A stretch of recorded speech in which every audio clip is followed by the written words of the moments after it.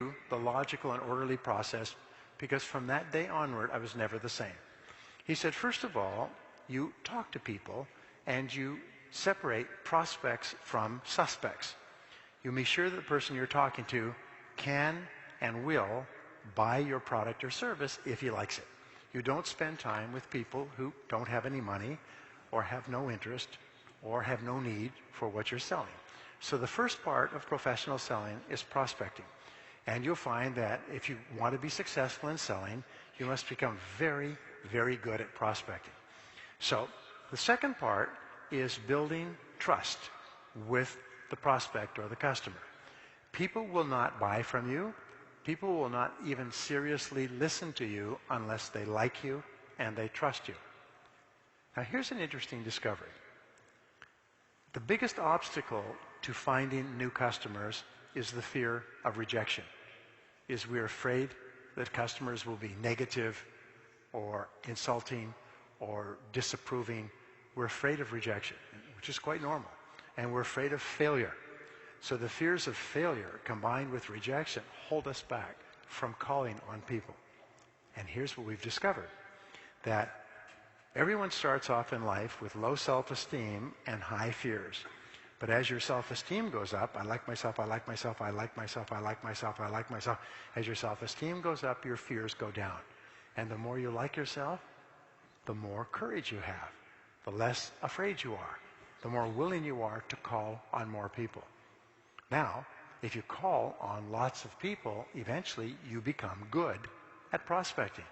When you're good at prospecting, you lose your fear. In fact, you start to enjoy calling on new people. So the starting point of sales success is calling on new people, and that starts off with high levels of self-esteem. I've worked with people. I remember talking to a man recently. He said he started off in sales, but he had low self-esteem. He said, but he quit in 1 week because he could not tolerate the rejection. The rejection, he said, I just was too weak to take the rejection. Too many people said no, I just quit. And he was doing very poorly in life, but the rejection, he said, it was too much for me. I could not accept so much rejection because he had low self-esteem. The second thing we know is establishing trust and likability is the more you like yourself, the more you like other people. The more you like other people, the more they like you and are willing to listen to you and to buy from you. We find that there's a one-to-one relationship between your level of self-esteem and your level of sales. High self-esteem salespeople are the highest earning salespeople in the world. In fact, they did a study with a major company, and they took 2 groups of sales candidates, and they gave them tests. One group had average self-esteem, and they put them through 3 months of training and then sent them out to sell. The other group had high levels of self-esteem, and they sent them out to sell with no training at all. Can you guess what happened? Within 6 months, the group with no training at all, but high self-esteem, was selling 2 and 3 times as much as the fully trained group with low self-esteem. Because the extension of self-esteem is self-confidence. These are high levels of self-confidence.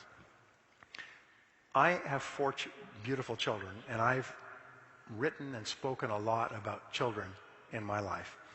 But when my children were born, I studied personality development in children, and I learned that the #1 most important thing that a parent can give their child is high self-esteem, is to build them up continually so that when they grow up, they feel positive about themselves. They have high levels of self-confidence. They like themselves and they like other people.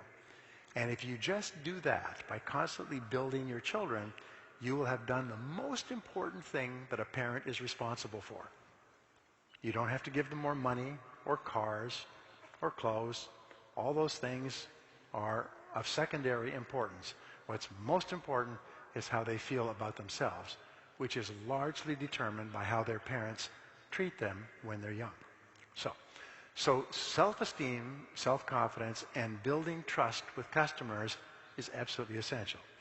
Now, the third part of selling is identifying needs, is finding out the customer's situation by asking them a lot of questions. Now we know that for a customer to buy, they must have one of three things. They must have a need that has not been satisfied. For instance, if you sell headache pills, they must have a headache. They must have the need. You never try to create a need when you sell. You try to find someone who already needs the benefits of what you sell and then talk to them and try to get them to buy your product rather than your competitors. Or a good prospect must have a problem that has not been solved. And so when you ask questions, you're looking for the need or the problem.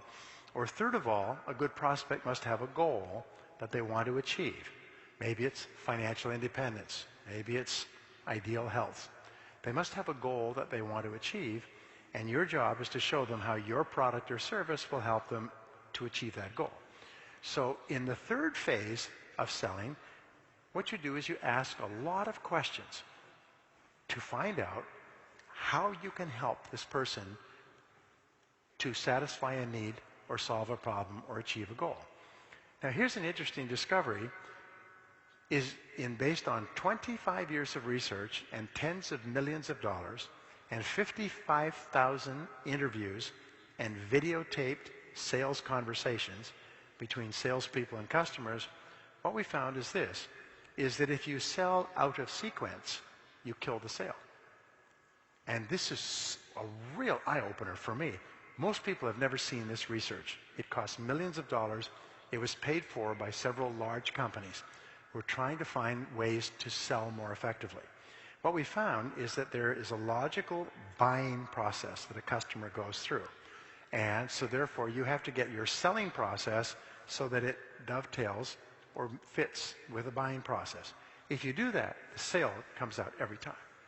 Top salespeople can sell to 4 out of 5 people that they talk to. Poor salespeople can maybe sell to 1 out of 10 or 1 out of 20, which is why salespeople who are well-skilled are some of the highest paid people in our society. So what I learned is you can never talk about your product or service until you have asked a lot of questions to discover whether or not this person really needs what you're selling. So no matter what happens in the short term, always predict growth. Always predict growth in your life, always predict growth in your work, always predict growth in your family, always predict growth, and you know something? You will be right most of the time. Thank you very much. Thank you. Thank you.